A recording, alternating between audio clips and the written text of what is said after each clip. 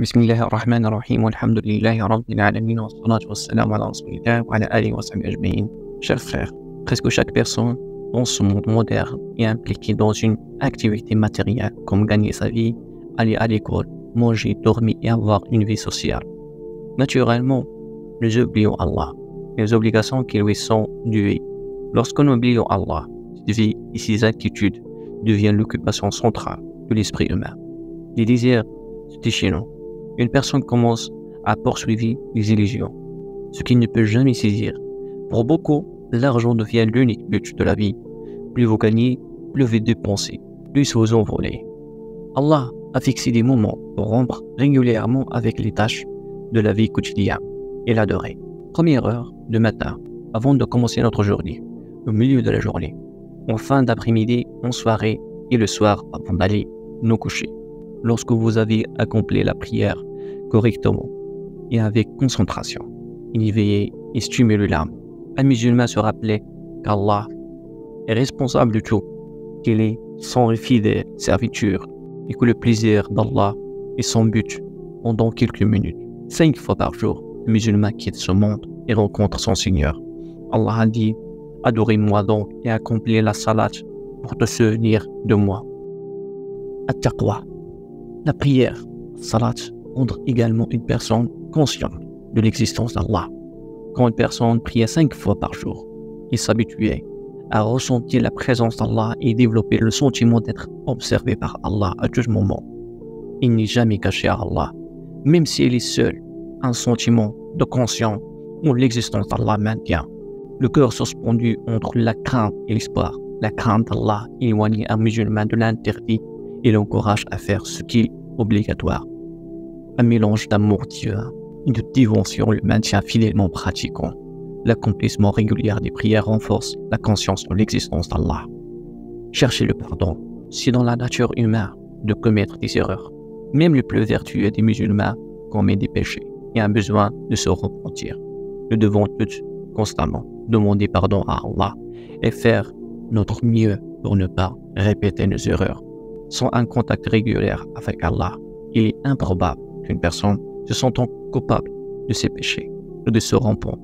Parfois, si une personne n'a pas demandé à Allah de lui pardonner lors d'une longue période, il peut devenir insensible au péché et peut même oublier qu'il le commet, ainsi qu'il ne cherchera pas à se faire pardonner. Certaines invocations, dont les prières prescrites, la salat, rappellent aux musulmans ses péchés et le poussent à demander le pardon d'Allah.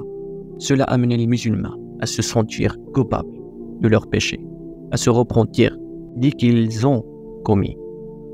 Un musulman apprend à rechercher constamment le pardon de ses péchés et de le sentir jamais trop éloigné de son Seigneur adoré. La prière place l'homme directement devant Allah, chercher le pardon de ses défauts. La prière elle-même est un moyen d'expiation pour les péchés, même les moins graves. Le prophète sallallahu alayhi wa sallam demande, d'après Abu Huraira radiyallahu anhu, le prophète sallallahu alayhi wa sallam a dit: voyez-vous, si l'un de vous avait devant sa porte une fleuve et qu'il s'y baignait 5 fois par jour, resterait-il une quelconque saleté? Ils ont dit: il ne veut pas rester aucune saleté. Le prophète sallallahu alayhi wa sallam a dit alors: ceci est l'exemple des 5 prières par lesquelles Allah efface les péchés. Subhanallah. Le contrôle et la discipline. La prière a la capacité de susciter dans la vie des gens un changement vers le meilleur. Le fait que nous abandonnions tout ce que nous faisons et que nous nous alignions derrière un guide de prière appelle des mêmes 5 fois par jour à la mosquée, ou que nous trouvions un péché pour prier seul au travail ou à l'école. Cela va installer une discipline dans la vie. Les gens rejoignent l'armée pour apprendre la discipline. Que tout le monde admire ces disciplines. De la même façon, la prière nous entraîne à faire des mouvements spécifiques et à prononcer des mots spéciaux et à des moments précis. Toutes les parties de corps sont sous contrôle, obéissant et adorant Allah. Et si cette discipline est brisée, la prière doit peut-être répéter. L'islam reconnaît que nous sommes tous différents, donc assurer une flexibilité dans de nombreux cas.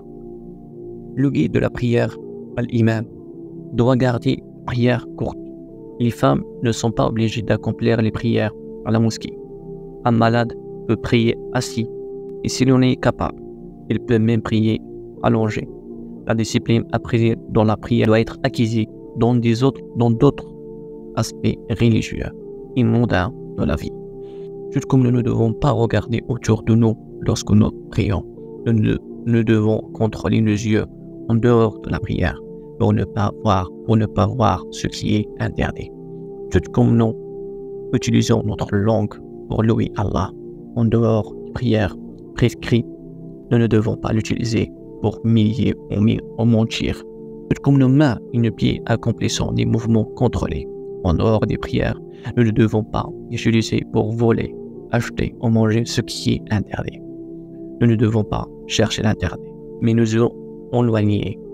C'est le principe dont Allah nous dit en vérité. La salade préserve de la turbitude et de le blâmable. Finalement, obtenir la tranquillité et la sérénité en renforçant la concentration dans les prières. L'état de la sérénité et de tranquillité associé à l'humilité obtenue par une concentration profonde sont des éléments très importants de la prière. Allah dit dans le Coran, « Bienheureux ceux, certes, les croyants, ceux qui sont humbles dans leur salat. » Le but de la prière n'est pas simplement d'accomplir une pratique sans sens. Pour que la prière soit acceptable, il faut accomplir avec passion. Apprenez la signification des mots arabes utilisés dans la prière.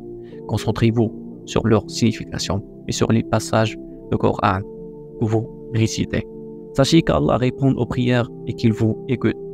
Fixez vos yeux sur le lieu de la prostration ou fermez-les si quelque chose vous distrait. Vous concentrons sur les paroles de la prière, dites dans différentes positions, en renforçant la conscience d'être devant Allah, en choisissant un endroit propre, confortable et sans distraction. Vous pouvez renforcer la présence de votre esprit dans la prière. Il y aura toujours une chance pour améliorer cette dernière. Retirez le désordre de votre esprit et concentrez-vous sur les bénédictions d'Allah dans votre vie. Sentez-vous insignifiant devant le magnifique Créateur.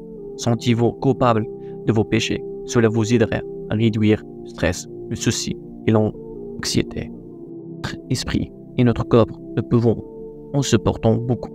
La prière est relaxante et de retrouver la concentration perdue dans la vie. La prière est une guérison pour l'âme, mais que votre salat atteint cet état de concentration, il faut avoir de la patience, accomplir les actes d'adoration, demander de l'aide à Allah. Les positions de la prière sont importantes. Par exemple, dans la prosternation, le croyant est le plus proche d'Allah. Il doit donc ressentir cette proximité et implorer davantage. À un niveau élevé de concentration et d'humilité, dans la prière nécessite un travail et des luttes constantes. Il y aura des bas, mais il ne faut jamais abandonner les prières. Rappelez-vous, cela vous relie à votre Créateur. Vous ne priez pas seulement lorsque vous le souhaitez et lorsque la prière est facile à accomplir. Fréquemment, un nouveau converti est prépare l'enthousiasme de sa conversation à l'islam. Il lit beaucoup, écoutez des cassettes audio, naviguez sur le web, parlez à des amis, mais après un certain temps, s'épuise. C'est à ce moment décisif que le véritable test arrive, que nous sentons faibles dans la foi et il nous est difficile de prier. Prenez de bons conseils pour ces moments-là et continuez de prier. Subhanallah wa bihamdihi. Wa ashhadu an la ilaha illa anta wa astaghfiruka wa atubu ilayk. Wa la hawla wa la quwwata illa billah. Le prophète alayhi salatu wa salam a dit « Quiconque indique un bien a la même récompense que celui qui l'a accompli. » Donc, n'hésitez pas à partager ces biens avec votre famille et vos amis. Et qu'Allah vous protège de feu et vous récompense un Jannah, Inch'Allah.